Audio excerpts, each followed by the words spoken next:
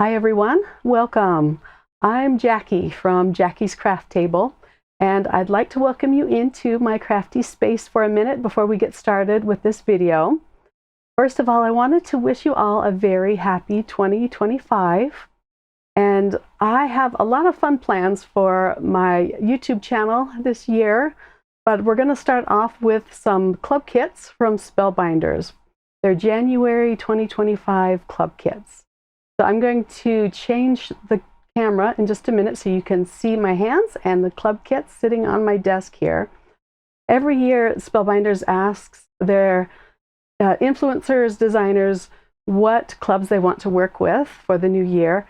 And for this year, I chose 4, and I'll show you these in just a minute, one of which I'm really excited about, and I've worked with this one before, but it is the Stitching Club of the year. I went back to this one. I didn't work with this last year, and I missed it. I found that I missed it a lot.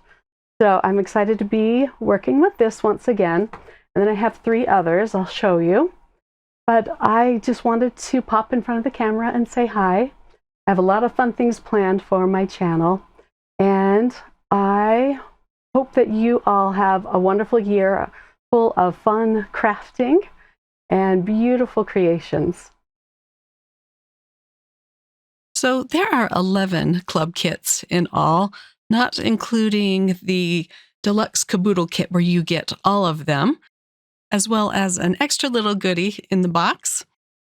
I would love to get the deluxe caboodle, but I just don't have time to make videos for all of the club kits.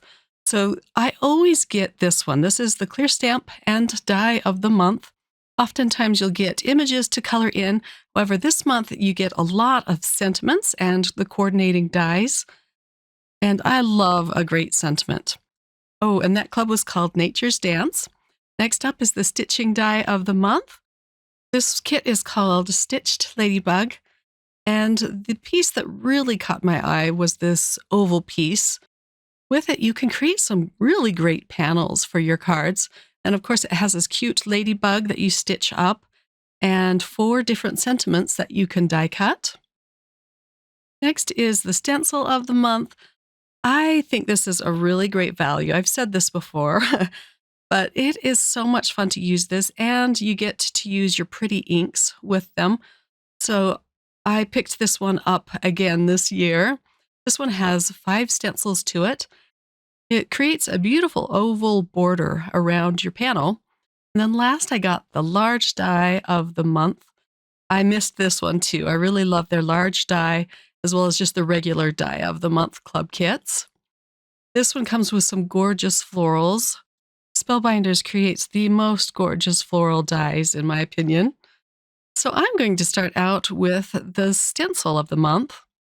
Now, the stencil has little numbers on the bottom of each stencil. And with this one, you'll want to make sure that they are all the right side up.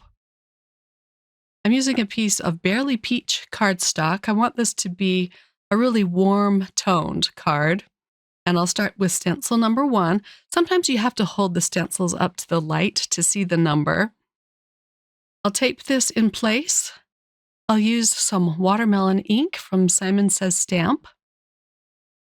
And I love these big flat brushes. I want to get more of these. I got these from Amazon at a really great price.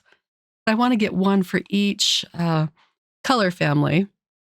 I'll speed this up here, and I'm just going to go around the panel with this beautiful pinky red color.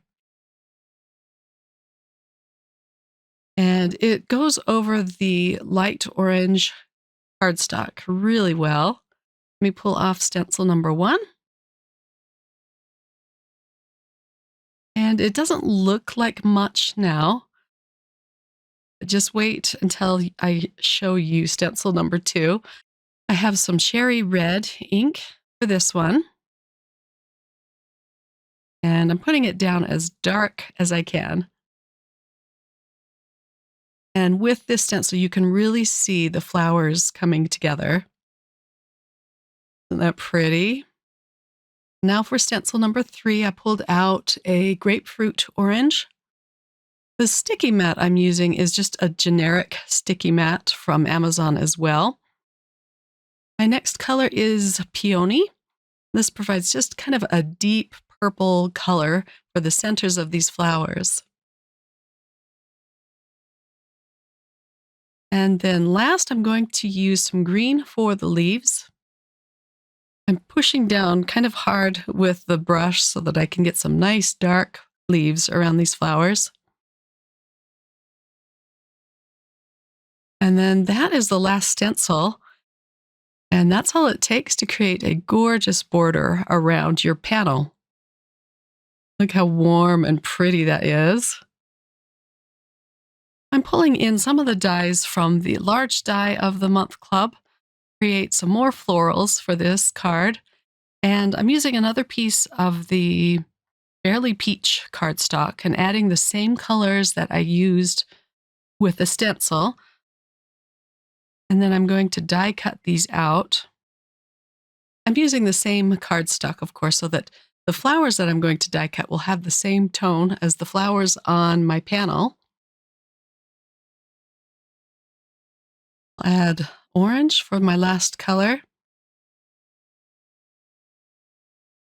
And then I can tape the dies in place. I think the ink was too wet because the tape didn't hold it down very well. But I am going to cut this in half, and I'll run this through my pink Scout. Now that I'm thinking about it, it was probably the washi tape that wasn't very sticky, so my dies did slide a little bit. I'll cut out the second panel. I really love the vine die here. I don't think I have anything like this in my stash, and it was so beautifully designed. And now I can add my panel to a top folding card base. The stencil of the month club is really fabulous. You get a new stencil every month. It's usually a layering set. And it's one of the cheaper club kits. And when you are a club kit member, you get early access to their regular releases, as well as some bonus savings. This flower is a really pretty layered flower, and I used a piece of foam tape for the top piece. This second flower I'm going to glue down flat and then tuck a leaf behind it. I used some foam strips behind the sentiment and added a few rose gold smooth discs around the sentiment. I had so much fun creating this first card that I used the stencil on a second card. And for this one, I used cooler tones, purples and blues and grays, as well as more of the florals from the large die of the month club. For the next card, I'm going to use the large die of the month club. It's called Botanical Atrium, and you create this beautiful atrium piece here. I cut that out with some black cardstock. I'll glue this onto a piece of white cardstock using a glue stick. It has such thin lines to it that I thought this would be the easiest way to glue it down. I'm just kind of tapping this glue stick around it. And it was just a quick and fast way to glue this to the white cardstock. So for this card, I'm going to do something that is a little more time consuming. I'm going to do some paper inlay. So we'll start up at the top with a piece of light blue cardstock. This is called Glacier Blue. I'll work my way down the atrium, inserting different colors of cardstock. It's very easy and fun to do, but as I said, it is a little bit time consuming. I have more cardstocks that I'm going to be using on this atrium, but let me give you a close-up look of how it is turning out so far. Okay, so here are the cardstocks I'm going to use, and I'm going to cut them out off camera. My next color will be pink sand. I'll add dabs of glue inside the windows. Then I can just pull the pieces out of the die cut and glue them in. Most of this I'm going to do off camera for the sake of time.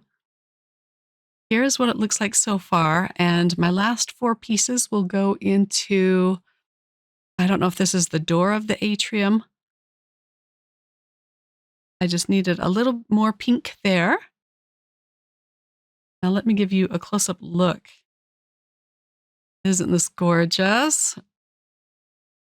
Next, I'm using a piece of Dune cardstock, which is a beautiful craft colored cardstock. I added some yellow ink, but I didn't take it all the way to the edges. I just wanted to add a subtle glow behind the atrium. So I'll glue this down flat.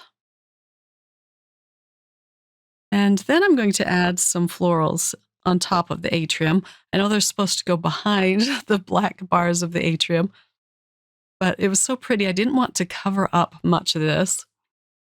So I'm going to add a few florals on top. I'll use this beautiful vine at the bottom right corner, and I cut that out with some very dark green cardstock. I believe it is called fern green. Let me look here. Let's see. No, it's forest green. It's really dark. It almost looks black. I'll add a few single flowers around the sentiment. The vine is so pretty that I wanted to add one more vine. I did cut it down a little bit. Now I can attach this to the card base. These days, I usually use liquid glue. I haven't been using a lot of the tape runner. The liquid glue is just a lot less expensive than the tape runner. But here is the card all finished. I added a few emerald gems around the panel. And of course, another sentiment from the Clear Stamp and Die of the Month Club. So again, this one was so fun to play with that I wanted to create another card. This is supposed to be a fast way to use these dies, but it didn't quite turn out that way. So I'm attaching this to a piece of pattern paper. And I thought, oh, this was a fast way to create this atrium. But I just couldn't stop there. So I'm adding some, I believe this is wild berry cardstock, into just some of the pieces of the atrium. I'm going to add some pink ink on this very pale pink cardstock, just to give it a glow.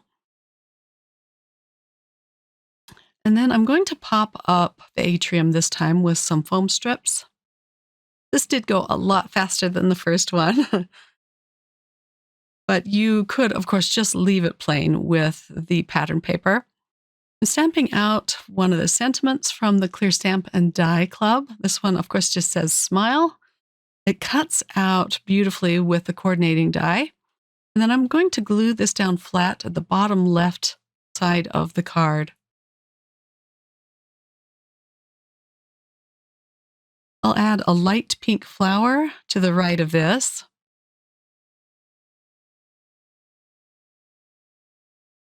And then this leaf piece. I'll just kind of stick it behind the flower.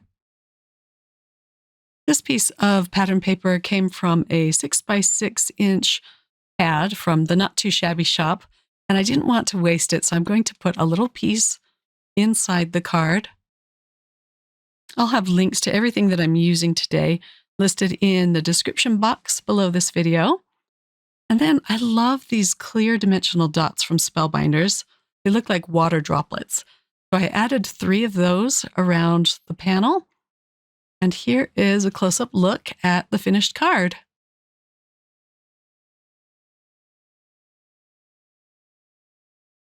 For my last card, I'm going to be using the Stitching Club. And it cuts out this darling, huge ladybug. I went ahead and stitched the ladybug with some gold floss. And to put it all together, I'm using some glue dots. This will hold it in place better than liquid glue, just because the gold floss is very slippery. So I'll glue the 4 dots on its back.